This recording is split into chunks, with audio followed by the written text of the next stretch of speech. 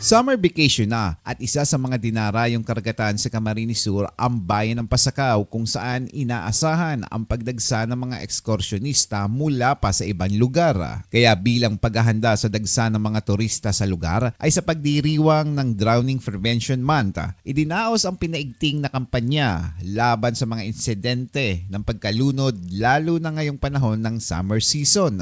Pinangunahan niya ng Department of Health katuwang ang LGU Pasakaw. Layunin ng programa na mapataas ang kamalayan ng publiko hinggil sa kaligtasan pagdating sa tubig, kasabay ng pagdagsa ng mga turista sa bayan ng Pasakaw. Ayon kay DOH Provincial Officer Dr. Ray Milenia, mahalaga ang tamang kaalaman at kahandaan upang maiwasan ang trahedya, partikular sa mga batang naliligo sa dagat at mga hindi marunong lumangoy. Importante din yung kaalaman, yung advokasya.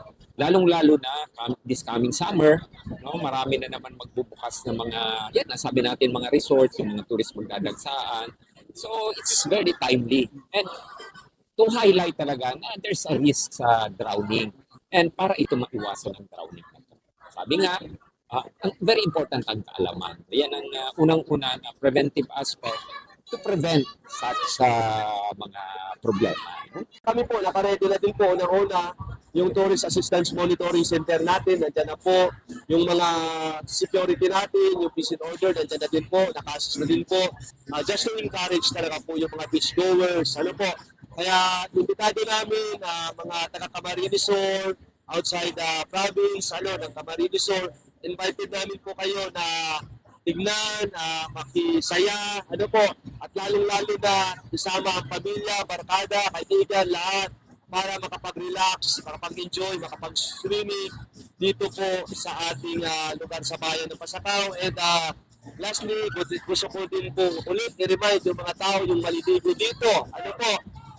Yung tagline ng ating okasyon ngayon, be a water smart.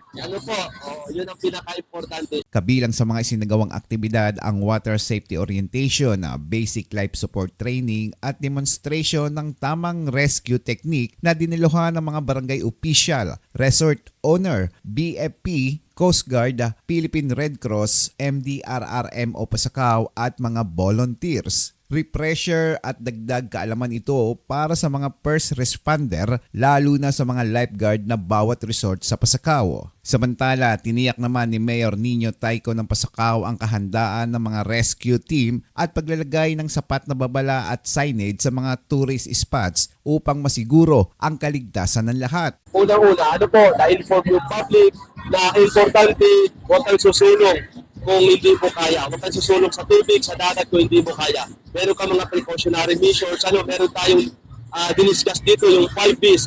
Bantay, gamit salbabida, bawal ang alak. Paulit-ulit nila po yun na sinasabi, ini-introduce para mag-sink-in sa tao na ito yung mga dapat gawin kung tayo po ay maglalangoy. Patuloy namang hinihikayat ng LGU Pasakaw ang publiko na maging responsable at mapagmatsyag upang maiwasan ang mga insidente ng pagkalunod at masiguro ang ligtas na pag-i-enjoy sa mga dalampasigan ngayong summer season. Eli Balbin, CSN.